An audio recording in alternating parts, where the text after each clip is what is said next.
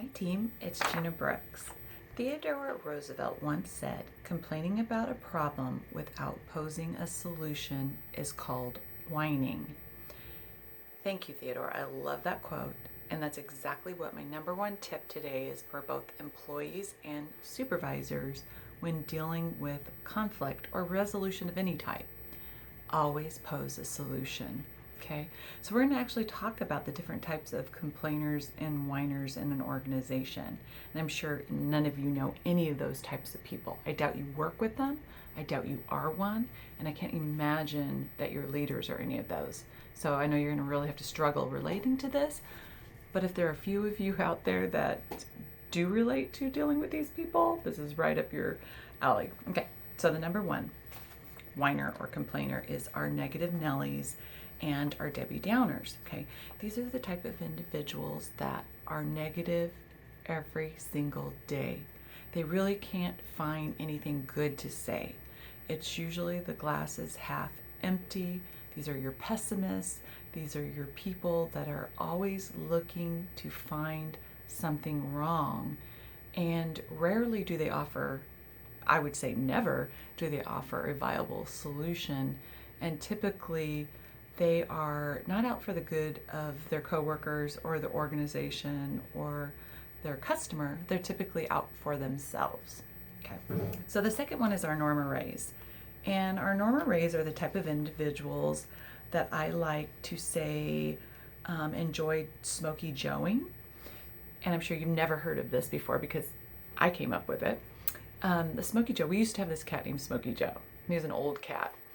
And we used to think it was entertaining to do this to our other cat named Hunter. Thing is with Smoky Joe is we would hold him and you could pat his bottom and aim him towards Hunter and he would attack. Now please do not call like PETA or any, is that what it's called, PETA? On me on this one. No one was harmed in this, but from then on, I've always called it like, oh, you Smoky Joe'd him, huh? Riled him up. And that's exactly what Norma Rays do. They bring out their concerns and they rally the troops to go on their side. Typically, these individuals come off like they're out for the good of the company, the other employees, and everyone else. But the reality is they're utilizing other people to try to resolve any concerns, complaints, or negativity that they have in the company or with their supervisors. So they're kind of hiding behind the other employees, pretending that they are trying to lead the troops to resolution and revolution. But no, that's not what's happening. So how do you deal with those types? Is they usually are, their complaints are usually really broad and disconnected. And so it's really hard to work with these types of individuals because their complaints are rarely specific, right? So these are the type of individuals that are going for the full scope of every complaint that they have in the company and is rallying the troops to go in and bring up all these issues. And they come across like they're helping others, but the reality is, just like our negative Nelly and our Debbie Downer, they're truly just out for themselves. Okay, then you have your passionate gnats. Now, before you want to swat those types of complainers or whiners, probably not my definition for them, away, these are actually your creative thinkers. These are your visionaries. Now, for some managers, these are your new employees, the ones that are constantly in your office, asking questions. They have solutions. Have you tried this? These are your creative people that are always wanting to go outside the box and try new things. And you think you don't have ideas, and they might be saying like, these are areas that I think we need an improvement in. They aren't typically negative individuals. They're saying they want solutions, but sometimes their areas that they're looking are also broad, like the Norma Rays, and aren't necessarily not specific. There's just lots of them, because that's what idea and creative people do. Is because I am one. We have 50 million thoughts. We're idea people. We're always coming up with this bright idea but sometimes we don't have plans because we have so many in our brains. Okay, but don't swat at those passionate gnats because they can actually add a lot of value to your company. We're going to talk how. Okay, so tips. How do you deal with the negative Nellies? Okay, so honestly, based on my experience, these are the employees that are really, really going to be hard to change. And that's why I always suggest that you deal with these employees immediately when you see a trend towards the constant negativity, the constant complaining. If you don't nip it immediately, it's going to grow and grow. And what happens is they bring the whole office morale down. And there's just something about that negative person that can turn even a happy person, into disgruntled. So my suggestion is to immediately meet with this individual when you see a pattern. And if you have to put something in writing, let them know the seriousness of it.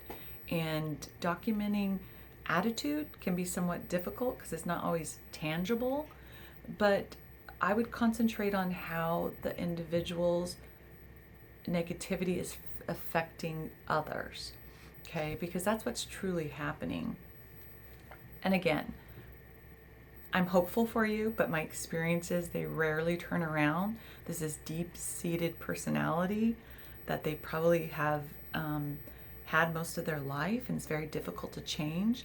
But I think you should give them that immediate discussion, suggestions on what you expect, and if they don't reach or meet it, it's time to cut your losses and let them go, because ultimately they're poison for the company. Okay. Now, dealing with the Norma Rays, these are the type of people that you're going to have to pull them in individually, because they are the ones that like to hide behind other people. When they come in, they're speaking on behalf of everyone. Insist that they speak on behalf of themselves, and let them know that you will look into other people's concerns and when they bring them to you, but that it's not appropriate for you to discuss other people's concerns with them. You'd prefer to hear it firsthand from them. So then ask them, to be more specific about their concerns, because like I said earlier, rarely are they specific. They're very wide-reaching. They're often disconnected, so they don't have a lot of thought behind their complaints. They just have a laundry list. So send them back.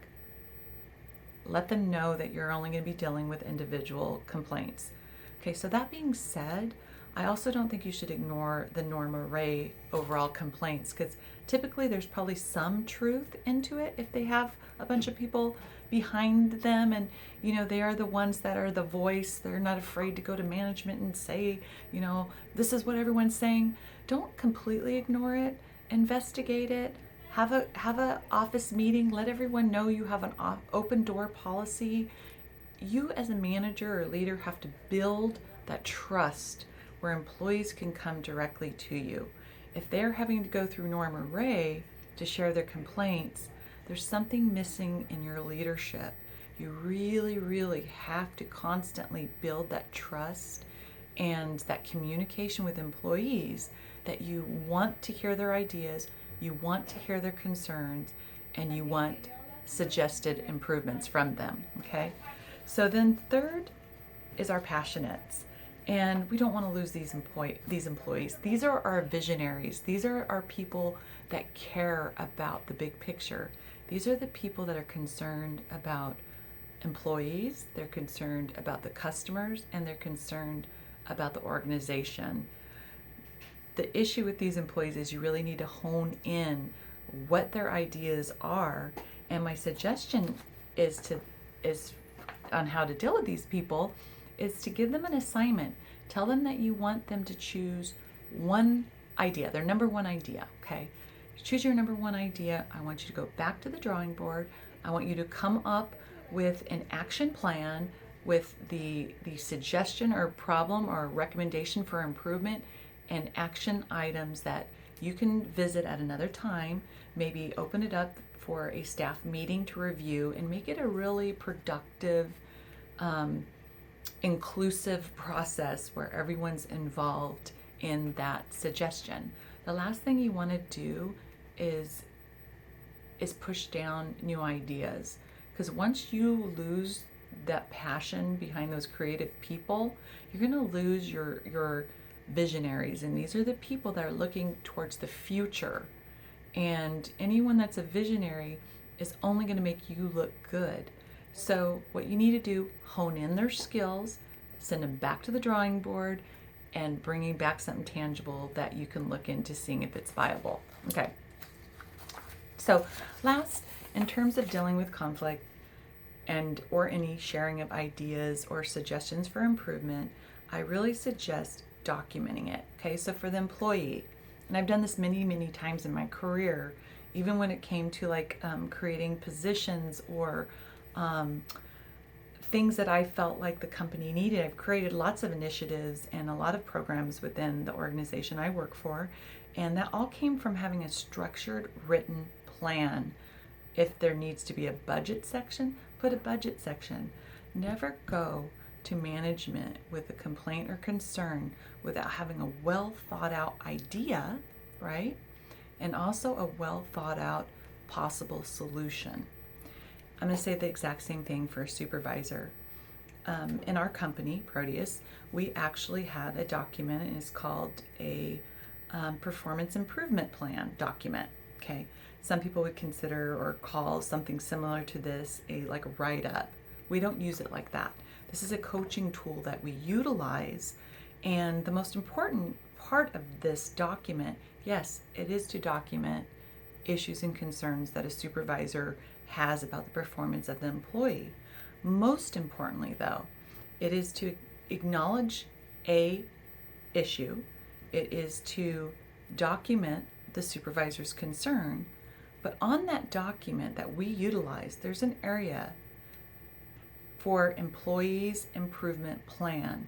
This is imperative because let's say you're writing someone up or you're giving them a suggestion of how they can improve their performance, or you're dealing with a conflict and you're wanting a resolution. If you don't put what that plan for resolution is, no one has anything to work from. For a supervisor, when you do it in this type of situation where you're trying to improve someone's performance, asking them to be a part of the solution makes it tangible to them, gives them ownership of finding the solution, right? And then also you can go back and revisit that solution, ensure and that you guys are constantly on the same page. Same goes for an employee complaint. If I have a complaint that I want to bring to HR or to my manager, I would suggest employees typing that out and really looking at what their real concern is. Because if you bring a concern to me as the HR director, I'm going to listen. And then I'm going to determine, obviously, if it's something that I need to address or your supervisor.